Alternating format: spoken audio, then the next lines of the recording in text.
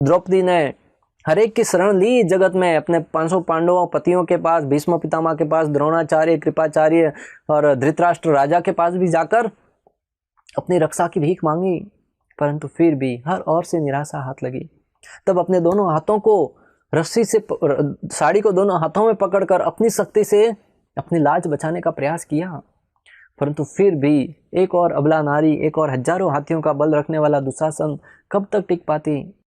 जब उसको लगा कि अभी ये मेरे क्षेत्र में नहीं है, मेरे बस की बात नहीं है, तब दोनों हाथ ऊपर उठाकर पुकारने लगी, हे कृष्ण, हे गोविंद, हे द्वारकावासीना, मेरी रक्षा करो। तब भगवान श्री कृष्ण अपने द्वारका में बैठे थे, तुरंत वस्त्र को आदेश दिया, बोले जाओ, मेरे भक्त की लाज खतरे में है। तब बाजू में बैठे गरुड़ ने पूछा कि प्रभु आज मेरी सहायता नहीं लोगे क्या? तब भगवान कहते हैं, गरुड़, आज मेरे भक्त की लाज खतरे में है, आज तुम्हारी गति धीमी पड़ जाएगी। वस्त्र आगे आगे, श्री कृष्ण पीछे पीछे। इतिहास गवाह है, श्री कृष्ण ने और द्रौपदी की रक्षा करी, उनकी लाज बचाई। गजेंद्र का दृष्टांत बहुत शक्तिशाली था। स्नान करने के उद्देश्य से जलाशय में प्रवेश कर गया, जलाशय में पानी पिया परिवार के साथ, तब तक तो ठीक था। उस आनंद में इतना मोहित हो गया कि वहां पर क्रीड़ा करते करते जल में रहने वाले बाकी जीवों के ऊपर अत्याचार करने लगा, जल में अनेक प्रकार से आतताई करने लगा। वहां पर मकर आया, मकर जो कि भगवान अपनी विभूति बता चुके कि जल सरों में, मछलियों में मैं मकर हूं। तो उस गजेंद्र का पांव पकड़ लिया। गजेंद्र को जब लगा कि उसकी शक्ति काम नहीं आ रही है, जब जगत में उसके सारे रिश्तेदारों ने, सारे संबंधियों ने साथ छोड़ दिया, जगत का सहारा नहीं मिला, तब जगदीश को याद किया। एक संत कवि ने तो यहां तक कहा कि गजेंद्र की वाणी को सुनकर, पुकार को सुनकर, गजेंद्र की पुकार अनेक लोगों को भेद देते हुए भगवान श्री विष्णु के धाम में जैसे ही पहुंची, तब भगवान श्री विष्णु अपने धाम में बैठे बैठे वहां से भागने लगे।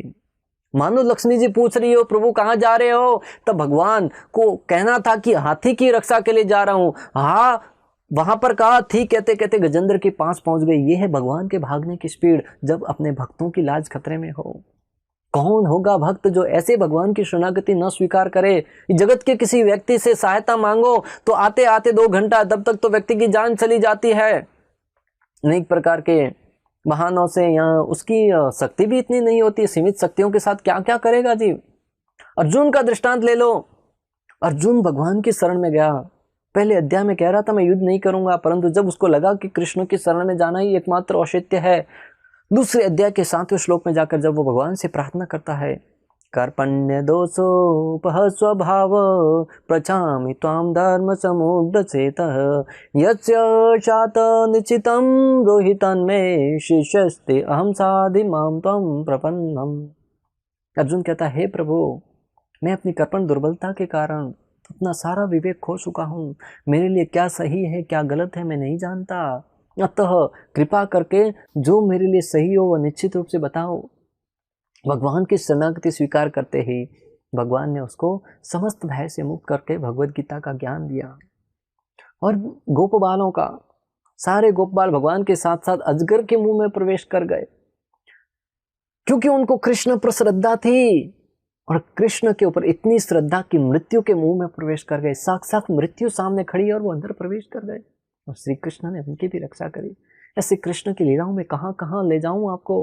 भागवतम पढ़ो, भागवतम सुनो, ऐसी अनेक आनंदमय कथाओं से आप अवगत होंगे, और जिसको सुनकर निश्चित रूप से हृदय में दृढ़ श्रद्धा का जागरण होगा, जो श्री कृष्ण की भक्ति करने के लिए हमको प्रेरित करेगा।